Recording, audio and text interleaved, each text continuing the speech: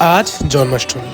আজ গোপালের জন্মদিন। সবাইকে জানাই জন্মাষ্টমীর অনেক শুভেচ্ছা।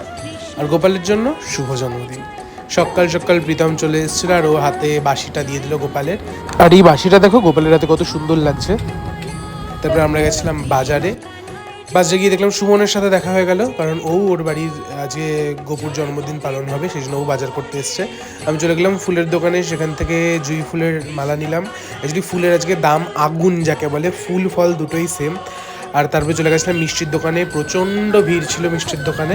তারপর সেখান থেকে আমরা বাড়ি এসে গোপালের জন্য স্নানের জল রেডি করে নিয়েছিলাম। তারপর দেখো এখানে গোপালকে আমি বসিয়েও দিয়েছি, কারণ স্নান করানোর ছিল। আর যেহেতু আজকে স্পেশাল দিন, জন্মদিন বলে কথা, তাই সুন্দরভাবে স্নান করানো হয়েছে 5 রকম ফুলের মালা পরিয়ে। তারপর আমি স্নান করাচ্ছিলাম গোপালকে। এখানে আমরা পঞ্চামৃত দিয়ে স্নান করাচ্ছিলাম গোপালকে, কারণ গোপালের জন্মদিন যেহেতু, এদিন পঞ্চামৃত দিয়ে স্নান করানো হয়। তারপরে নারকেলের জল,